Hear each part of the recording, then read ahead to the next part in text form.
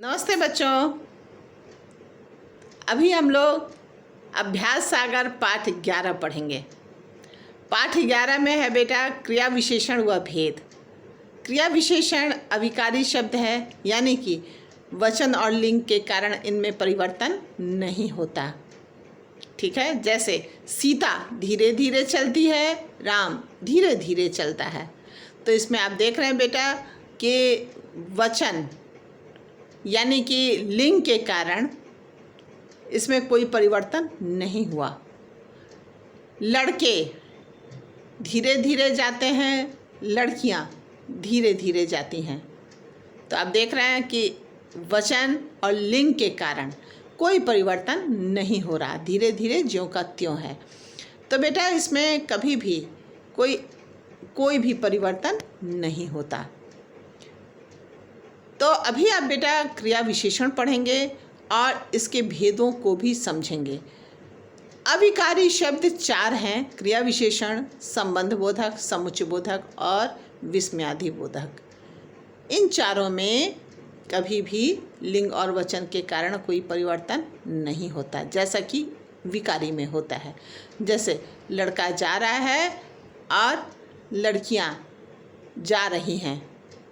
तो आपने देखा है कि संज्ञा शब्द है लड़के और लड़कियां, जा रहा है और जा रही हैं में अंतर आया है क्रिया में। लेकिन अगर सीता जा रही है, राम जा रहा है, तो सीता धीरे धीरे चल रही है, राम धीरे धीरे चल रहा है। तो आप देख रहे हैं कि धीरे धीरे में कोई परिवर्तन नहीं हुआ। ठीक है, तो बेटा क्रिया विशेषण, पहले तो आप ये समझिए कि क्रिया विशेषण है क्या, हम किसे कहते हैं और कैसे कैसे कहाँ कहाँ प्रयोग होता है। तो सबसे पहले तो इसकी परिभाषा आप जानिए। जो शब्द क्रिया की विशेषता बताते हैं उन्हें हम क्रिया विशेषण कहते हैं। यानी कि क्रिया की विशेषता, जा रहा है, अगर जा रहा क्रिया है तो उसकी विशेषता क्या होगी, जैसे कि धीरे धीरे, तो क्रिया की विशेषता हुई। तो इसी तरह से ये जो है क्रिया विशेषण बना। जो शब्द क्रिया की विशेषता बताते हैं उन्हें क्रिया विशेषण कहते हैं। बहुत अच्छी तरह से आप याद कर लेंगे। और इसके भेद 4 हैं। तो पहला भेद है स्थानवाचक क्रिया विशेषण। इसमें क्या होता है तो वो आप समझिए, इसकी परिभाषा जानिए। जो शब्द क्रिया के स्थान के बारे में बताते हैं उन्हें स्थानवाचक क्रिया विशेषण कहते हैं। अब स्थान के बारे में क्या बताते हैं, कैसे बताते हैं, वह देखिए। जैसे मोहन अंदर गया था, कहाँ गया था, अंदर, इसमें स्थान बताया जा रहा है कि अंदर। हवाई जहाज ऊपर उड़ रहा था, इसमें बेटा देखिए उड़ रहा, कहाँ उड़ रहा है, ऊपर। तो ऊपर एक स्थान है, ये स्थानवाचक क्रिया विशेषण बन गया। इसी प्रकार आप बनाएंगे। दूसरा है कालवाचक क्रिया विशेषण।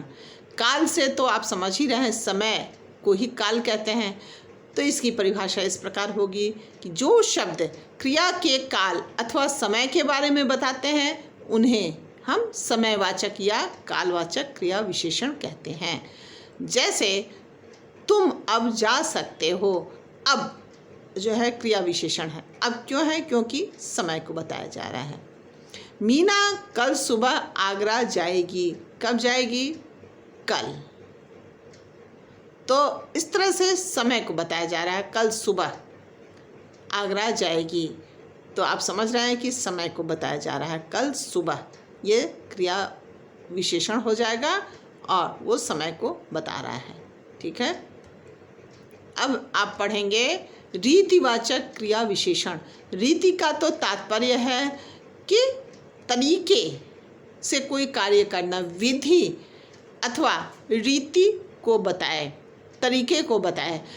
तो इसकी परिभाषा इस प्रकार है: जिन शब्दों से क्रिया की रीति, विधि अथवा तरीके का पता चलता है उन्हें रीतिवाचक क्रिया विशेषण कहते हैं। ठीक है, तो इसका उदाहरण क्या होगा बेटा, जैसे घोड़ा तेज दौड़ता है, दौड़ने की रीति क्या है, तेज, तो तेज हो जाएगा क्रिया विशेषण।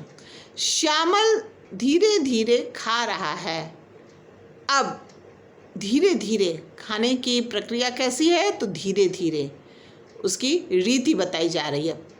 इसी प्रकार मैंने उसे भली भांति समझा दिया, भली भांति समझाने की रीति है। तो ये हो गया बेटा रीतिवाचक क्रिया विशेषण। ठीक है। अब है चौथा परिमाणवाचक क्रिया विशेषण। परिमाण का तो मतलब आप समझते हैं कि नाप या तौल, है ना। तो इसकी परिभाषा इस प्रकार होगी, जो शब्द क्रिया की मात्रा या परिणाम के बारे में बताए उन्हें परिमाणवाचक क्रिया विशेषण कहते हैं। एक बार फिर से सुनिए, जो शब्द क्रिया की मात्रा या परिमाण के बारे में बताते हैं उन्हें परिमाणवाचक क्रिया विशेषण कहते हैं। परिमाणवाचक क्रिया विशेषण का मतलब नाप या तौल। अब नाप तौल कैसे आप करेंगे बोलने को, तो जैसे इस प्रकार बोला जाए, उदाहरण देखिए, लता ने उन्हें बहुत हंसाया। हंसाने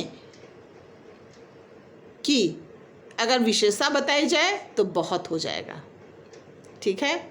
वह कम बोलती है, बोलने की विशेषता बताई जाए तो क्या होगा, कम। तो आप समझ गए बेटा कि नाप तौल का तात्पर्य क्या, कम या ज़्यादा, जितना उतना, ये सारे जो हैं वो आपके हो जाएंगे क्रिया विशेषण वाले शब्द। कौन से क्रिया विशेषण, तो परिमाणवाचक क्रिया विशेषण। तो ये 4 हो गए आपके। आपने समझ लिया कि कैसे होता है और किन स्थानों पर कैसे प्रयोग किया जाता है। उसको बहुत ध्यान से आप पढ़ेंगे और समझेंगे और याद भी करेंगे। सिर्फ पढ़ना ही नहीं है, आपको याद करना भी है, समझना भी है। एक वचन बहुवचन आप पहले से जानते हैं, बहुत पहले से। तो इस पाठ में जो वाक्यों के बहुवचन रूप लिखना है वह आप बहुत ध्यान से लिखेंगे। मैं पढ़कर सो जाती हूँ। अब इसको वह बहुवचन में बनाया जाए तो क्या बनेगा, तो अब देखिए, हम पढ़कर सो जाते हैं। इसमें आपके सर्वनाम में भी परिवर्तन आया और क्रिया में भी। इसी प्रकार आप वाक्य में देखेंगे कि कहाँ परिवर्तन करने से किस प्रकार के वाक्य बनेंगे, एक वचन के बनेंगे या बहुवचन के। अगर आपको बहुवचन के बनाने हैं तो आप उसी प्रकार परिवर्तित करके बहुवचन वाले वाक्य बनाएंगे। ठीक है। अब बेटा आपके पाठ में एक है सूचना। अगर हमें किसी को सूचना देनी होती है किसी बात की, तो हम कैसे सूचना देते हैं। यदि आप स्कूल में पढ़ रहे हैं और आपकी साइकिल चोरी हो जाती है, तो आप इसकी सूचना अन्य विद्यार्थियों को कैसे देंगे। ठीक है। तो बेटा सूचना लिखने में सबसे पहले हमें विद्यालय का नाम लिखना होता है, क्योंकि आप विद्यालय में ही बच्चों को सूचित कर रहे हैं। तो पहले विद्यालय का नाम आप बाईं तरफ लिखेंगे, विषय लिखेंगे कि साइकिल चोरी होने के संबंध में आप सूचना देने जा रहे हैं, तो आप वही लिखेंगे, साइकिल चोरी होने के संबंध में। अब आप फिर लिखना नीचे से शुरू करेंगे। ये सभी विद्यार्थियों को सूचित करते हुए कहा जा रहा है कि मैं अपना नाम बताएंगे, कक्षा बताएंगे, इस कक्षा में पढ़ने वाला एक विद्यार्थी हूँ।